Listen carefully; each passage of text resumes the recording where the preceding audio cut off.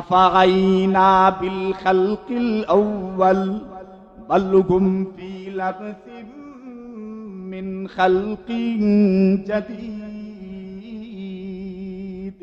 আল্লাহ বলেন, আমি তোমাকে ডিজাইন দিলাম, রূপ দিলাম, আকার দিলাম, আকৃতি দিলাম। তোমার কোনো রূপ ছিল না, আকার ছিল না, আকৃতি ছিল না, তোমার কোনো স্ট্রাকচার ছিল না, তোমার কোনো ডিজাইন ছিল না। ডিজাইন বিহীন তোমাকে আমি ডিজাইন দিলাম, রূপ বিহীন তোমাকে আমি রূপ দিলাম, আকার বিহীন তোমাকে আমি আকার দিলাম, আকৃতি বিহীন তোমাকে আমি আকৃতি দিলাম। আবার ওই আকৃতিতে বানানো বুঝি আমার জন্য কঠিন। হ্যাঁ, আকৃতি তো আমি দিলাম, আবার ওই আকৃতিতে তোমাকে বানানো আমার জন্য কি খুব কঠিন? আরে আমার জন্য তো কোনো কঠিনই নয়। আফা আইনা বিল খালকিল আউয়াল, প্রথমবার সৃষ্টি করে আমি কি ক্লান্ত হয়ে গেছি? আমি তো ক্লান্ত হই নাই। প্রথমবার যখন তোমাকে সৃষ্টি করতে পারলাম, ডিজাইন দিতে পারলাম, আকার আকৃতি দিতে পারলাম, আবার তোমাকে সেই রূপে সেই আকারে গঠন করা আমার জন্য কি কঠিন?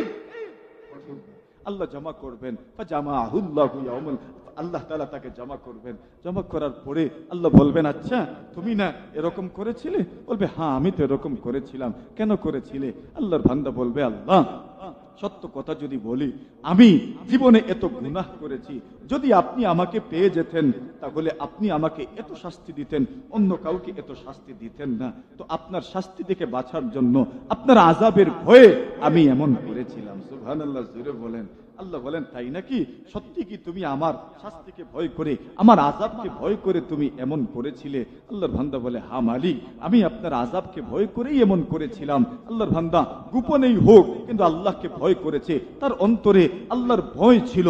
রাসূল বলছেন, খাশিয়াতুল্লাহি ফিস সিররি ওয়াল আলানিয়া, দৃশ্যমান অদৃশ্যমান সর্বক্ষেত্রে আল্লাহকে ভয় করা, আল্লাহ তাআলাকে সব সময় ভয় করা, আল্লাহ তাআলাকে প্রকাশ্যে অপ্রকাশ্যে ভয় করা। আল্লাহর বান্দা বলে, মালিক আমি আপনাকে সত্যি ভয় করেছিলাম। আল্লাহ তাআলা বলেন, তাহলে জেনে রাখো, তুমি যে আমাকে ভয় করেছিলে সেই ভয়ের কারণে আজ আমি তোমাকে মাফ করে দিলাম। আজ আমি তোমাকে মাফ করে দিলাম। রাসূল করিম সাল্লাল্লাহু আলাইহি ওয়াসাল্লাম বলেন, দুনিয়াতে বাঁচতে চাও, পরকালে বাঁচতে চাও, তাহলে খাশিয়াতুল্লাহি ফিস সিররি ওয়াল আলানিয়া, তাকওয়াল্লাহি ফিস সিররি ওয়াল আলানিয়া, আল্লাহকে ভয় করো, প্রকাশ্যে ভয় করো, অপ্রকাশ্যে আল্লাহকে ভয় করো। কেউ যদি প্রকাশ্যে অপ্রকাশ্যে আল্লাহকে ভয় করে, দুনিয়াতেও সফল, পরকালেও সফল, দুনিয়াতেও নাজাত, পরকালেও নাজাত। তাহলে ধ্বংসর তিন আমল, তিন কাজ মানুষকে ধ্বংস করে। স্বার্থপরতা 2 নম্বর, মানুষ যখন প্রবৃত্তির পূজা করে, নফসের পূজা করে, মন মতো জীবন যাপন করে, এই জীবন যাপন তাকে ধ্বংসের দিকে নিয়ে যায়। 3 নম্বর, যখন নিজের মতকে প্রাধান্য দিবে, নিজের মতকে সবচেয়ে উত্তম মত হিসাবে মনে করবে, এটা তাকে ধ্বংসের দিকে নিয়ে যাবে। রাসূল বলছেন 3 জিনিস মানুষকে নাজাত দিবে, মানুষকে হেফাজত করবে। 1 নম্বর হলো আল আদলু ফিল গাদাবি ওয়ার রিদা, আল কাউলু বিল হাক্কি ফির রিদা ওয়াস সাখাত, রাগের সময়, গুসার সময়, আনন্দের সময় সঠিক কথা বলা, ইনসাফ করা। 2 নম্বর আল কসদু ফিল ফাকরি ওয়াল গিনা, দারিদ্রতায়, সচ্ছলতায়, অসচ্ছলতায় সর্বক্ষেত্রে মধ্যপন্থা অবলম্বন করা। রাসূল করিম সাল্লাল্লাহু আলাইহি ওয়াসাল্লাম বলেন, মানুষ গুসা কেন করে, রাগ কেন করে? আচ্ছা, মানুষ কয় জিনিসের তৈরি বলেন? দেখছেন তো সাইডটা, কয়টা? 60 জিনিসের তৈরি। এখন হিসাবও তো বলতে পারবেন। আগুন, পানি, মাটি, বাতাস। মাশাআল্লাহ, ফাঁস আপনারা সবাই। কি কি? আগুন, পানি, মাটি, বাতাস। তাহলে মানুষের শরীরে আগুনের উপাদান আছে না নাই? মানুষের শরীরে আগুনের উপাদান আছে। আগুন, পানি, মাটি, বাতাস। এখন আগুনের উপাদান আছে। আচ্ছা, আগুন দিয়ে কোন মখলুক তৈরি করেছেন আল্লাহ? জি, শয়তান। রাসূল করিম সাল্লাল্লাহু আলাইহি ওয়াসাল্লাম বলেন, ইন্নাল গাযাবা মিনাশ শাইতান ওয়াশ শাইতানু খুলিকা মিনান নার ওয়ান নারু ইন্নামা তুতফাউ বিল মা ফাইদা গাযিবা আহাদুকুম ফালইয়াতাওয়াদ্দা। নবী আলাইহিস সালাতু ওয়াস সালাম বলেন, এর উম্মত ইন্নাল গাযাবা মিনাশ শাইতান, শয়তান থেকে রাগ সৃষ্টি হয়। নবী আলাইহিস সালাতু ওয়াস সালাম বলেন ওয়াশ-শাইতানু খুলিকা মিনান নার, এবং শয়তানকে আগুন থেকে বানানো হয়েছে। নবী আলাইহিস সালাতু ওয়াস সালাম বলেন ওয়ান নারু ইন্নামা তুতফাউ বিল মা, আর আগুন নিবানোর জন্য কি দরকার? কি দরকার? তাহলে এবার বলেন, এখন মিলান। গুসা শয়তান থেকে আসে। শয়তান কিসের তৈরি? আগুন নিবানোর জন্য কি দরকার? পানি দরকার। এবার নবী বলেন ফাইদা গাদিবা আহাদুকুম ফালিয়াতাওয়াক্কাম, এইবার যদি তুমি গুসা মিটাতে চাও, গুসা যদি হজম করতে চাও, ফালিয়াতাওয়াক্কাম, ওই লোকটা যেন উযু পড়ে। সুবহানাল্লাহ। কি পড়ে? উযু। কেন? উযু তো পানি দিয়েই হয়, আর গুসা তো শয়তান থেকে, শয়তান আগুন থেকে, আর আগুন নিবানোর জন্য পানির দরকার। তো রাসূল বলছেন গুসা যখন উঠবে, গুসা যখন হজম করতে পারবেন না, তখন গুসা হজম করার জন্য গুসার এলাজ, গুসার চিকিৎসা হচ্ছে আপনি সাথে সাথে কি পড়েন? উযু পড়েন। কোন কোন বর্ণনায় তো পাওয়া যায় রাসূল আকরাম সাল্লাল্লাহু আলাইহি ওয়াসাল্লাম বলেন উযুতে কাজ না হলে গোসল করেন। উযুতে কাজ না হলে কি করো? গোসল করে নাও, পানি দিয়ে গুসা মিটাও, আগুন নিভাও তুমি। নবী আলাইহিস সালাতু ওয়াস সালাম অন্য হাদিসের মধ্যে বলেন ইন্নাল গাদাবা জামরাতুন ফি কলবি ইবনি আদম।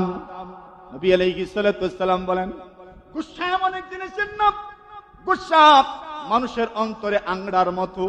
নবীজি সাল্লাল্লাহু আলাইহি ওয়াসাল্লাম বলেন আলাম তারাউ ইলান্তিফাকি আউদাজিহি ওয়া হুমরাতি আইনাইহি। নবী আলাইহিস সালাতু ওয়াস সালাম বলেন তোমরা কি দেখো না, মানুষ যখন রাগান্বিত হয় তার দুইটা রগ ফুলে যায়। নবী আলাইহিস সালাতু ওয়াস সালাম বলেন মানুষ যখন রাগ করে সঙ্গে সঙ্গে তার চুকত মিন ইবাদিনা। ওগো নবীজি, আপনি যখন দুনিয়া থেকে বিদায় হয়ে যাবেন, আপনার এই সম্পদের উত্তরাধিকারী কে হবে? ইলম নামক সম্পদের উত্তরাধিকারী, কোরআনের উত্তরাধিকারী, হাদিসের উত্তরাধিকারী কারা হবেন? আল্লাহ জানায়া দেন আমি আল্লাহ আমার বান্দা বান্দীদের মধ্য থেকে যাদেরকে মনোনীত করেছি, যাদেরকে বাছাই করেছি, যাদেরকে নির্বাচিত করেছি, তারাই হবে আপনার ইলমের উত্তরাধিকারী। সুবহানাল্লাহ। এখন এরা কারা? এবার বলছেন এরা উম্মত আবার তিন ভাগে বিভক্ত। কয় ভাগে? ফামিনহুম যালিমুল লিনাফসি ওয়া মিনহুম মুকতাসিদ ওয়া মিনহুম সাবিকুম বিল খায়রাতি বিইذনিল্লাহ। আল্লাহ বলেন ওগো নবী, যে উম্মত আপনার ইলমের উত্তরাধিকারী হবে, যেই উম্মত আপনার ইলমের উত্তরাধিকারী হবে, কোরআনের উত্তরাধিকারী হবে, হাদিসের ইলমের উত্তরাধিকারী হবে, এরা কিন্তু আবার তিন ভাগে বিভক্ত হয়ে গেছে। একদল হইল জালিমুন লিনাফসিহি, যারা নিজের উপরে জুলুম করেছেন, নিজের উপরে যারা অত্যাচার করেছেন। দুই নম্বর ওয়া মিনহুম মুকতাসিদ, যারা মধ্যপন্থা অবলম্বন করেছেন।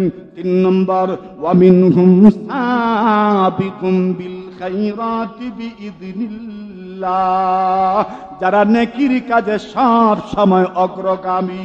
সুবহানাল্লাহ। কয় ভাগ হইল? মনে থাকবো নি আপনারা? এক উম্মত তিন ভাগ। এক ভাগ হইল জালিমুল লিনাফসিহি, যারা নিজের উপর জুলুম করেছে। দুই নম্বর যারা মধ্যপন্থা অবলম্বন করেছে। তিন নম্বর হইল যারা সব সময় নেকির কাজে অগ্রগামী। এই হইল তিন ভাগ। তিন ভাগের পরিচয় দিলে লম্বা হয়ে যাবে, কথা শেষ করতে হবে।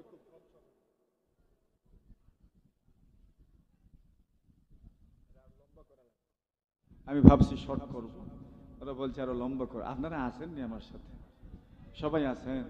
কারা কারা আছেন হাতটা তুলেন দেখি। মাশাআল্লাহ, দুইবার তুলেইলাম, কষ্ট হয়েছে না তো? একবার তাকবীর দেন, নারে তাকবীর।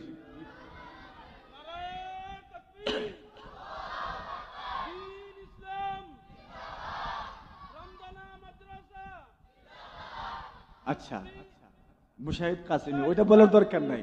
তাকবীর হবে আল্লাহর নামে। কার নামে? আরে বলেন না, তাকবীর কার নামে? বলেন তাকবীর কার নামে? নারে তাকবীর, নারে তাকবীর, নারে তাকবীর। মাশাআল্লাহ। মাদ্রাসা জিন্দাবাদ। মাদ্রাসা থাকবে কিয়ামত পর্যন্ত ইনশাআল্লাহ। বলেন আচ্ছা, আমি বলছিলাম উম্মত কয় ভাগে বিভক্ত? ফামিনহুম যালিমুন লিনাফসি ওয়া মিনহুম মুকতাসিদ ওয়া মিনহুম সাবিকুম বিল খায়রাতি বিইذনিল্লাহ। এই তিন প্রকারের ব্যাখ্যা হাফিজ ইমাদউদ্দিন ইসমাঈল ইবনে কাসির আল কুরাশি আদ-দামিশকি রাহিমাহুল্লাহু তাআলা তার তাফসীর ইবনে কাসিরের মধ্যে দিয়েছেন। জালিমুল লিনাফসিহি কারা? শর্টে বলে দেই, জালিমুল লিনাফসিহি হলো যারা ফরজ ওয়াজিব ঠিকমতো আদায় করে না, হারাম মাকরুহে তাহরিমি সবগুলো কাজে অংশগ্রহণ করে, এই মানুষগুলো জালিমুল লিনাফসিহির অন্তর্ভুক্ত। এরা নেকির কাজও করে, ফরজ আদায় করে মাঝে মধ্যে, ওয়াজিবও আদায় করে মাঝে মধ্যে, কিন্তু ছাড়েও, ওয়াজিবও ছাড়ে, ফরজও ছাড়েন, হারাম থেকে বাঁচেও মাঝে মধ্যে, আবার হারাম করেও, মাকরুহে তাহরিমি থেকে বাঁচেও মাঝে মাঝে, আবার মাকরুহে তাহরিমি করেও। এমন মানুষ তো নাই ওই রামদানা। এই দল কম না বেশি? যারা ফরজ ওয়াজিব মাঝে মধ্যে ছুটে যায়, এমন মানুষ আছে না নাই? এটা জালিমুল লিনাফসিহি। 2 নম্বর দল ওয়ামিনহুম মুকতাসিদ, যারা মধ্যপন্থা অবলম্বন করেন, মানে এত উপরের দরজার বুজুর্গ তো নয়, এত উপরের দরজার পীর তো নয়, ওলি তো নয়, বুজুর্গ তো নয়, তবে হারাম কাজে অংশগ্রহণ করেন।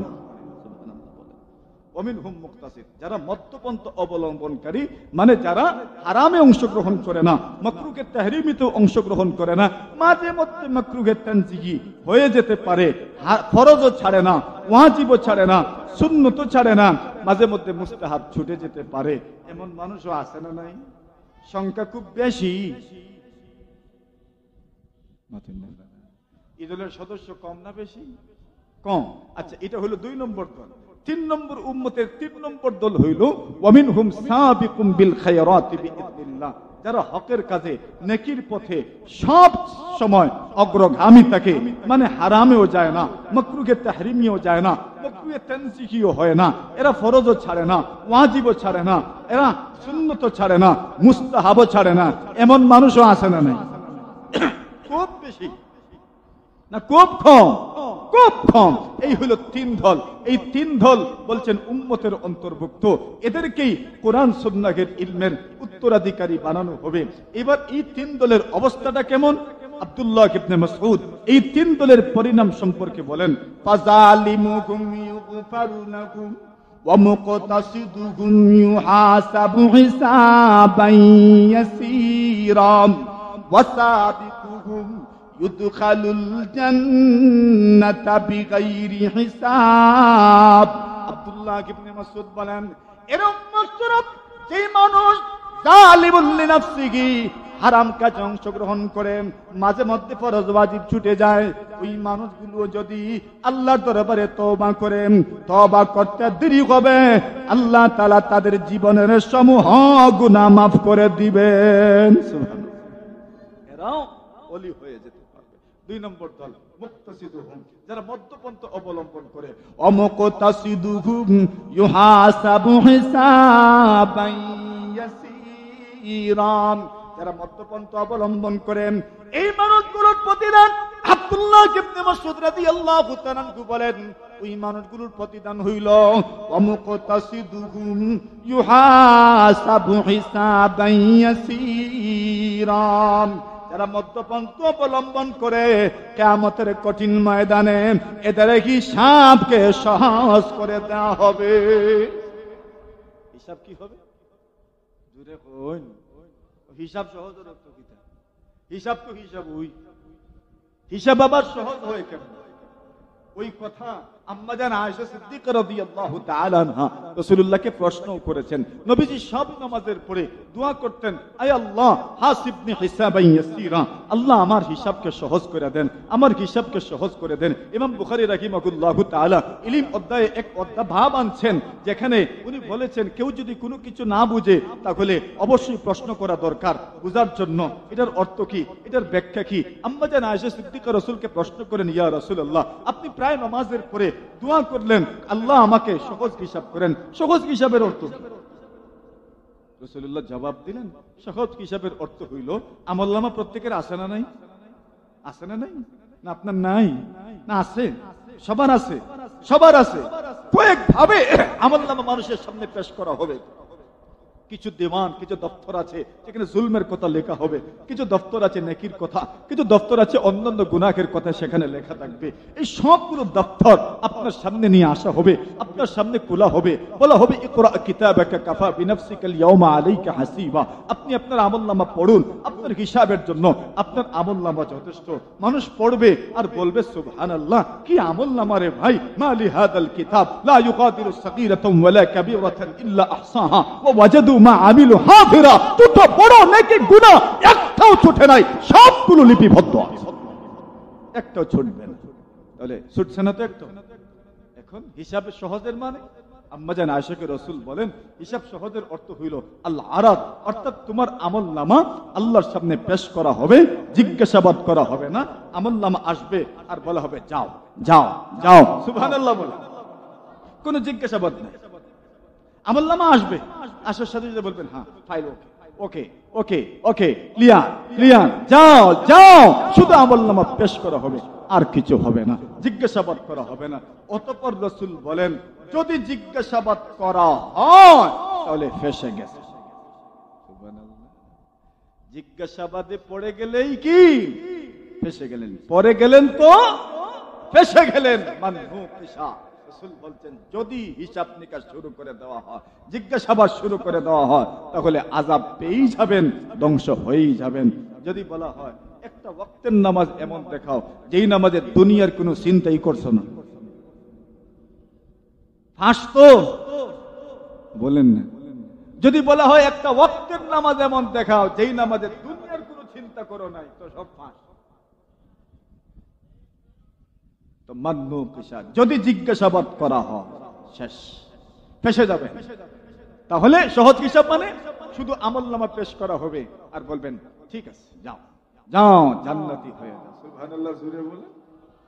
ওইটাই সহজ। যারা মধ্যপন্থা অবলম্বন করবে এদের হিসাব সহজ হয়ে যাবে। ওয়াসাবিকুহুম ইউদখালুল জান্নাতা বিগাইরি হিসাব, আর যারা নেকির কাছে অগ্রগামী এদের ফলাফলটা কি বলে, এদের কোনো হিসাব নাই, কিতাব নাই, সোজা জান্নাতে। আর জোরে বলে আমলনামা ওজন হিসাব নিকাশ তো কার, যাদের গুনাহ আছে নেকিও আছে। আর যাদের শুধু গুনাহ এদেরও কোনো আমলনামা নাই, আর ওজন টুজন নাই, কোনো বিচার হিসাব নিকাশ নাই, বেলা হিসাব জাহান্নাম। আর যাদের নেকি আছে, ঈমান আছে, কোনো গুনাহ নাই, তওবার মাধ্যমে সব গুনাহ মাফ, এদেরও ওজন টুজন নাই, এরা ডাইরেক্ট জান্নাত। সুবহানাল্লাহ বলে। তাহলে আপনিও হইতে পারেন, আমিও হইতে পারি।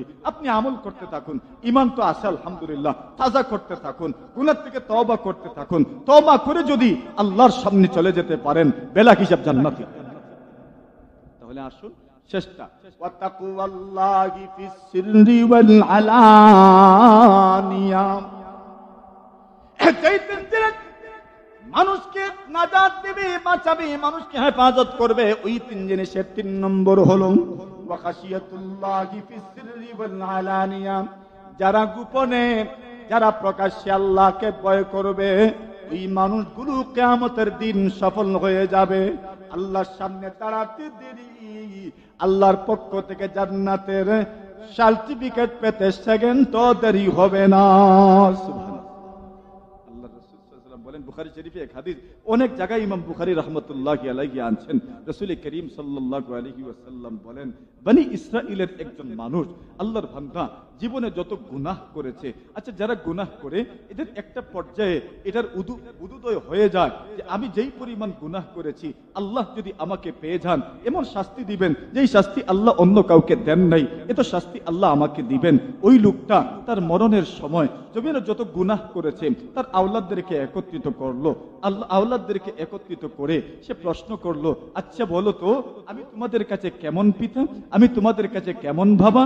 তখন আওলাদরা বললেন, আপনি তো আমাদের কাছে অত্যন্ত উত্তম একজন বাবা, অত্যন্ত উত্তম একজন পিতা।